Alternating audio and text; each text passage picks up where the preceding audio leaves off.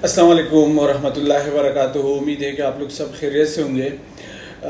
अभी क्योंकि बहुत सारे दोस्त जो है वो उम्रा के प्रोसीजर के बारे में पूछ रहे। अभी जब से उम्रा खुल गया है, यानी उम्रा वीज़ा लगना शुरू हो गया तकरीबन 10 जून से जो है उम्रा वीज़ा लगना शुरू किया, मगर उसमें कंटिन्यूसली बहुत स्पीड से जो है ना सऊदी गवर्नमेंट की तरफ से जो रूल एंड रेगुलेशंस है उसमें चेंजेस आ रहे। यानी अभी तक पूरा मामला स्टेबल नहीं है। कुछ वीज़े लोगों के लग गए, यानी हमारी जो फर्स्ट ग्रुप है वो तकरीबन 21 जून को है और फिर 23 जून को है। मगर अब जो इशू ये आ रहा है कि एक तो इंडिविजुअल ट्रेवलिंग के ऊपर जो है ना बहुत ज़्यादा सख्ती हो गई है उम्रा वीज़ा के ऊपर। आपको ग्रुप में जो है जाना पड़ेगा। दूसरी जो होटल कैटेगरीज का तो एक ऑलरेडी इशू बना हुआ था कि उसमें जो गवर्नमेंट की तरफ से अप्रूव्ड होटल्स है उनमें ही सिर्फ जो है आप अकोमोडेशन दे सकते हैं।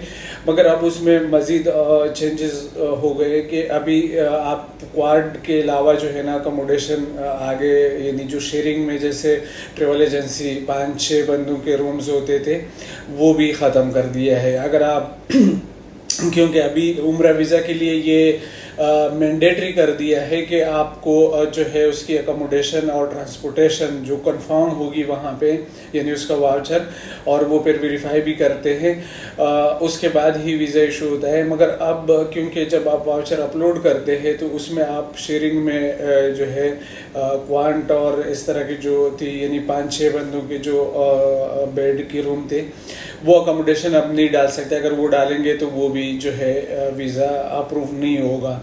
तो इसलिए अब यानी क्वाड कैटेगरी तक, यानी 4 बेड तक के जो है ना आप दे सकते हैं। 4 बेड, 3 बेड और 2 बेड्स के रूम जो है वो आपके वाउचर में होने चाहिए। जो उनके नौसक के ऊपर अप्रूव्ड होटल से सिर्फ उसमें अकोमोडेशन होनी चाहिए। और इसी तरह ट्रांसपोर्टेशन भी सिर्फ उन कंपनियों के साथ और उनकी गाड़ियाँ होगी जो नौसक से अप्रूव्ड कंपनियाँ हैं। और तीसरी जो सबसे बड़ी बात है वो ये है कि अगर आप वहाँ से यहाँ से ग्रुप जाता है, यानी बंदे जाते हैं और उनके हर होटल के जो लोग होंगे, जिस होटल में उन्होंने स्टे करना होगा मक्का में, तो वो उसके साथ आप किसी और होटल के लोग जो है वो ट्रेवल नहीं कर सकते हैं। यानी सिर्फ वही लोग जो है उसमें गाड़ी में जाएंगे जो सेम होटल में होंगे। तो अभी बहुत ज़्यादा ये चीज़ आपको पता है कि जैसे ट्रेवल एजेंसीज करती है कि वो एक पैकेज बनाते हैं और उसमें डिफरेंट कैटेगरीज के होटल होते हैं, क्योंकि हर बंदा जो है, किसी को नज़दीक होटल पसंद होते हैं वो थोड़े महंगे होते हैं, किसी को दूर हो थोड़े सस्ते होते हैं। तो कोई बजट की वजह से दूर होटल ले लेते हैं कि चलो कुछ बजट में हमें फ़ायदा हो जाता है। कुछ लोग होते हैं कि वो कहते नहीं, हमें नज़दीक होटल चाहिए भले थोड़ा महंगा हो। अब ये जो है ना सारा प्रॉब्लम बहुत ज़्यादा बढ़ गया, जिसकी वजह से आपकी जो उम्रा रेट है वो उसके ऊपर काफ़ी असर पड़ रहा है। क्योंकि जब आप 4 बंदों के या 3 बंदों के या 2 बंदों के लिए अलग गाड़ी जो है वो जद्दा टू मक्का करते हैं तो उसकी प्राइस यकीनन जो है बढ़ जाती है, क्योंकि कार में आप भेज रहे तो उसकी प्राइस अलग होती है। और पहले बस में होता था तो बस शेयरिंग में जो है प्राइस कम पड़ जाते थे। तो अब ये सारे मामलात बने हुए। अब मेरी सजेशन ये है कि जो लोग उम्रा पे, यानी ये पूरी डिटेल बताने का मकसद यही था कि जो लोग उम्रा करने जा रहे हैं तो वो कोशिश करें कि ग्रुप पैकेजेस ले उसमें, क्योंकि अब इंडिविजुअल तो वैसे भी वीज़ा मिलना बहुत मुश्किल हो गया है और काफ़ी महंगा भी होगा। अगर अभी आगे उसमें कुछ रिलैक्सेशन आती भी है तो मेरे ख्याल में महंगा होगा, यानी पैकेज बहुत ज़्यादा। तो अब फ़िलहाल जो है ग्रुप पैकेजेस को सेलेक्ट करें और उसी में ट्रेवल करें तो वो बेहतर है आप लोगों के लिए। और ये जो है अभी फ़िलहाल इस वक्त जो है पाकिस्तानियों के लिए मेरे ख्याल में ग्रुप पैकेज में ही ट्रेवल करना चाहिए।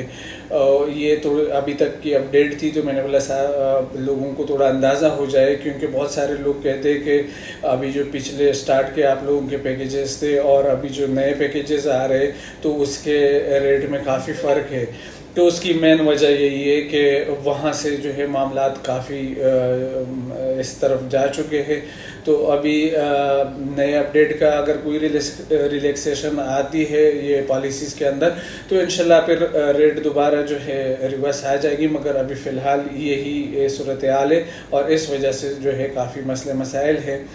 और तीसरा जो सबसे बड़ा वो है वो उन लोगों के लिए है जैसे पहले फैमिली के कुछ लोग सऊदीया में होते थे तो वो यहाँ पाकिस्तान से अपनी फैमिली को बुला लेते थे, उनके लिए वीज़ा वगैरह इशू करवा के फिर वहाँ पे अकोमोडेशन वगैरह किसी, अब वो चीज़ भी ख़त्म है। अगर आप उम्रा वीज़ा के ऊपर ट्रेवलिंग करेंगे तो उसमें आपको मेंशन करना होता है कि कब यानी किस दिन जो है ये मक्का में होंगे, किस दिन मदीना में होंगे, और फिर वो आपका चेक भी करेंगे, यानी वो CRM जो आपका पोर्टल होता है उसके ऊपर चेक करेंगे कि ये बंदा मक्का और मदीना में मौजूद है।